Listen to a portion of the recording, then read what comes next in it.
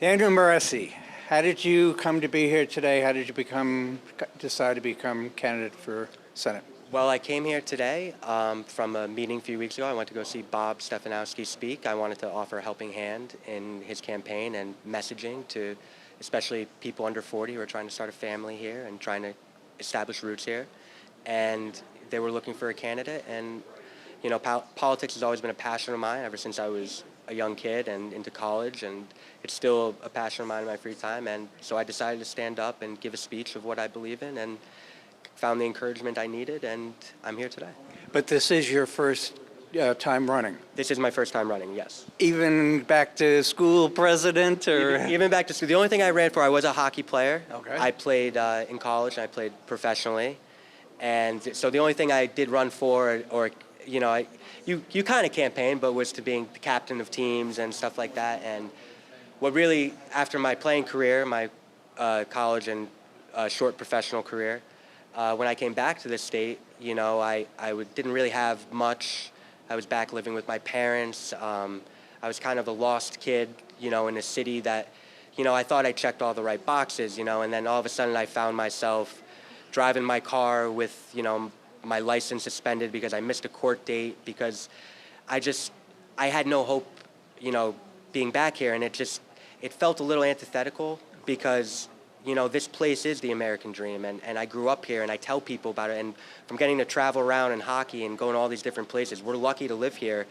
And now at this point, after getting my stuff together and wanting to start my life and really contribute to the community again and put forth myself, you know, I thought that this was the opportunity I needed. And if, you know, what's more American dream than someone having a little bit of a redemption story and trying to lead people against, you know, something they believe in. Obviously, you know you're up against tough competition, somebody who's been in office quite a while now. There are probably two ways to run a campaign. One is you're running against your opponent and his record. The other is you're running on your ideas, especially a first-time candidate. How do you foresee going forward? How do you see your campaign going forward? My campaign is going to ignore Bob Duff. Everyone knows he has a record that everyone knows. Everyone can, you know, stick around and vote for the status quo, or they can listen to me. I plan on being out in the community, at the rinks, you know, at the parks, at the restaurants, holding events, talking to the people that Mr. Duff thinks that he owns and are automatic votes. Why not talk to them?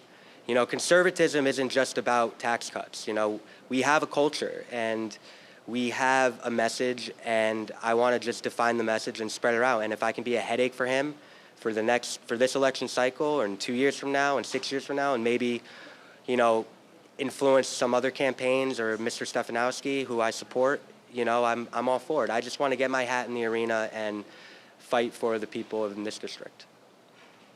Okay. Issues. 3 top issues. How do you foresee it? My 3 top issues is, one, what's happening with the criticism of our police department, who, since living in Norwalk and being in Norwalk, I can honestly say, and I've lived in places with, you know, there are problems with policing, and there are problems with policing. But Norwalk, in my opinion, has some of the best cops in the state. And it's abhorrent that anyone would talk down to them when they're doing the best job that they can. The second, which leads you to my second issue, which is, I'm all for investment in cities and investment in communities, but I'm not for overdevelopment. I'm not for pushing out small businesses, pushing out people who own private property. I'm not for any of that.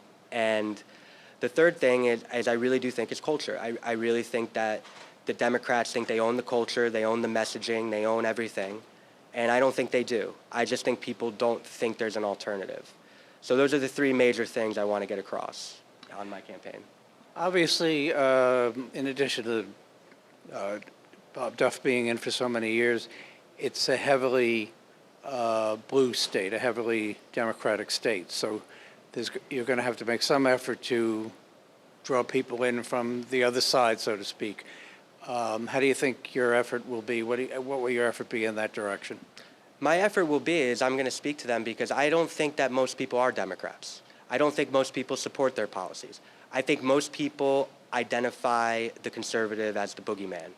But all I want to do is show people that we believe in individual autonomy. We believe in policies that lift up our community, that don't actually redistribute wealth, but invest in tangible things, in tangible projects.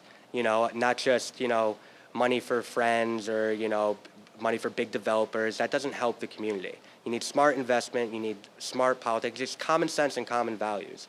And I think most people actually agree with that. When you talk to them at a pragmatic level, what person doesn't want a little bit more money in their pocket, a little less taxes, a little less regulation? You know, a person not telling them, you know, they can and can't open their business. Wear a mask, don't wear a mask. You know, no one wants that. People deserve to live their lives free of the government. We should only support our citizens, and that's what I'm going to tell people. And I don't think that that's a Republican message. I just think that is the message, and the Democrats are antithetical to that, and I don't think that their message works anymore. So you will tour the community, go to various locations and so on and so forth.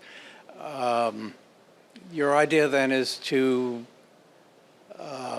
get feedback from the public. Yeah, my idea honestly is it's not that impressive. It's really just to go into the places that Bob Duff doesn't go into anymore, but he just thinks they vote for him, and just listen. You know, I think a lot of people they don't vote Republican because no one shows up and no one listens to them, and a lot of people just want to be heard. And when they get their 5 minutes and, you know, I get the slings and arrows and, you know, they tell me their grievances, I'll tell them, how can I help?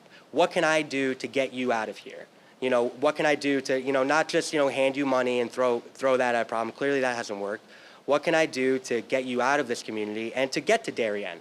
How do you go from Norwalk to Darien? It should be the question, not how to make Darien into Norwalk. And, you know, like not meaning that in a bad sense, but, you know, we need to encourage those people and listen to them. And I think if you just listen to them and they feel respected and heard, I do think I can make headways with them. And I relate to them. You know, like I said, how I started this is I've had $2 in my checking account not that long ago, you know, texting my friends for Cash App or whatever. Like, I know what it's like. I worked blue-collar jobs. I've worked with Spanish people. I've worked with African American. I've worked with everybody, all different languages. And the one thing I've learned is most people just want to work 9 to 5, make a living, go home, and be left alone. That's all. And I think that people think that no one offers them that alternative, and I just think it's because no one articulates the message. And I think we can articulate the message better than Mr. Duff, and I don't think he is in it for a message anymore. I think he's in it for himself.